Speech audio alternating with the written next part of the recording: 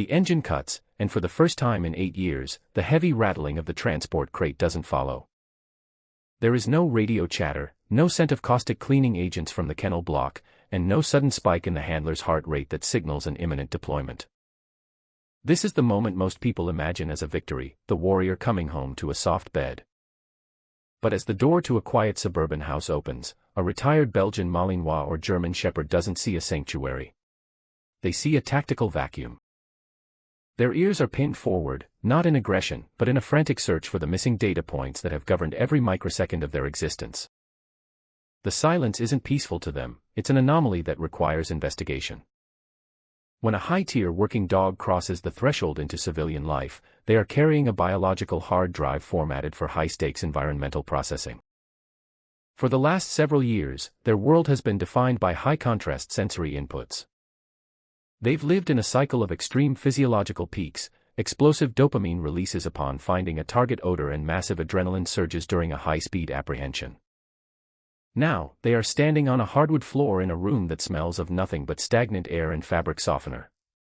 To a dog with over 220 million olfactory receptors, this lack of workable scent is disorienting. In the field, every breeze carried a story, nitrates, narcotics, or the distinct pheromones of a high-stress human. In this new civilian space, the olfactory landscape is flat. This is the sensory vacuum of the threshold, and it's where the cognitive shift begins. The dog doesn't just walk into the living room, they clear it. You'll notice the head carriage stays high, the nose working the air currents near the ceiling, and then dropping to the floor-level drafts under the doors. They are mapping the entry and exit points, identifying the blind spots behind the furniture, and assessing the depth of field in a way that a pet Labrador simply cannot comprehend. This isn't anxiety in the human sense, it is an unassigned drive state. Their brain is a high-performance engine idling at 10,000 RPMs, waiting for a gear to engage.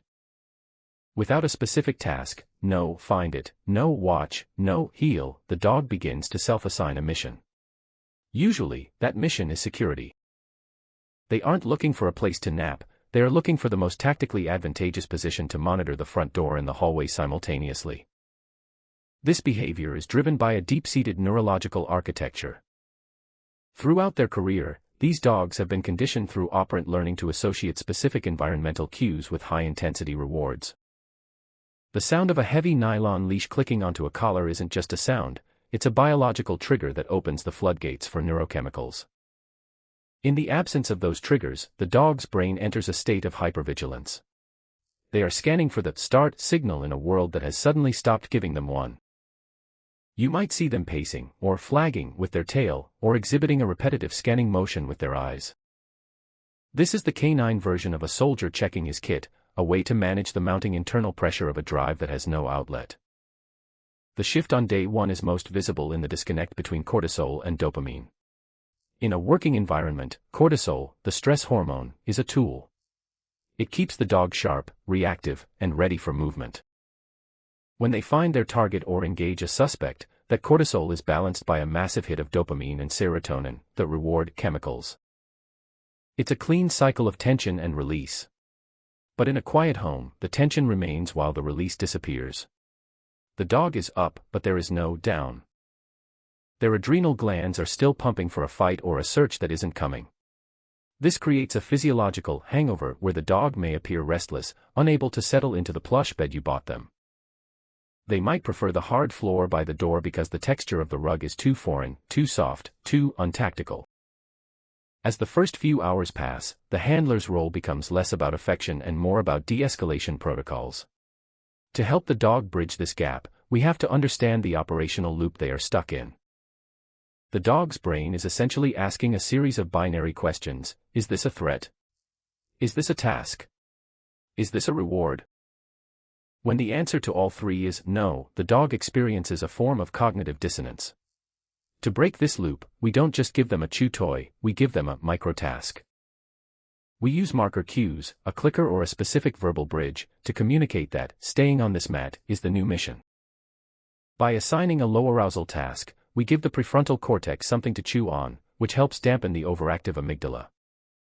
We are essentially teaching the dog how to turn the engine off, one cylinder at a time.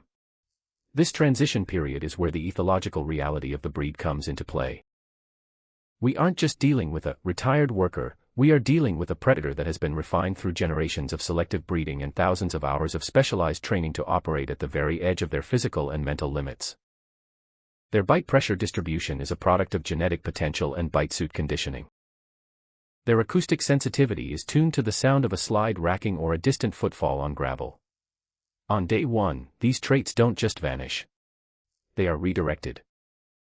The sound of a neighbor's car door closing isn't a neighbor arriving home to this dog, it's a potential breach of the perimeter. Understanding the target odor threshold is also critical in these first 24 hours.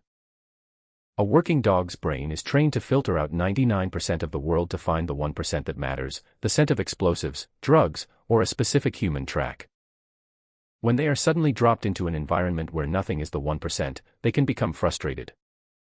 It's as if you were told to find a needle in a haystack, but there is no needle, and you're not allowed to stop looking.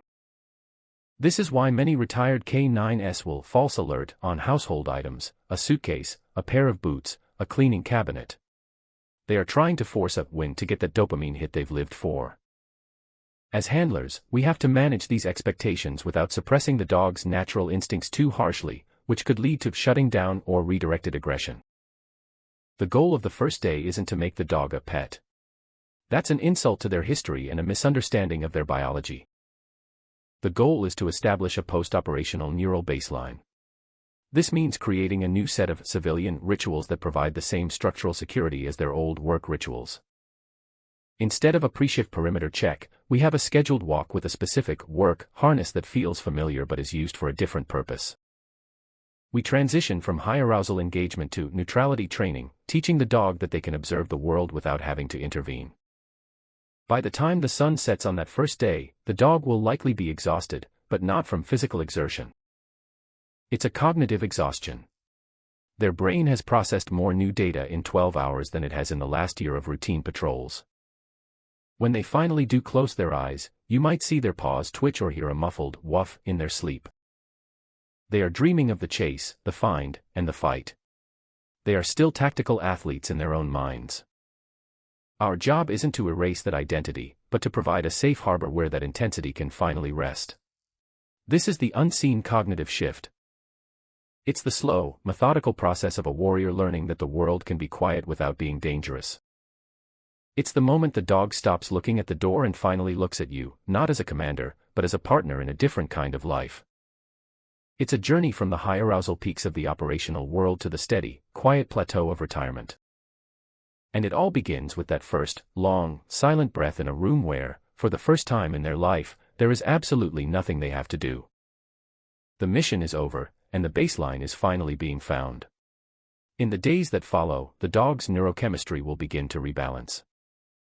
The chronic cortisol levels will drop, and the receptors for oxytocin, the bonding hormone, will become more sensitive. You'll see the work mask begin to slip. The hardness in the eyes softens. The rigid posture gives way to a more fluid, natural movement. But that day one shift remains the most profound. It is the raw, unvarnished look at the complexity of the working canine mind, a mind that has been forged in fire and must now learn the language of peace.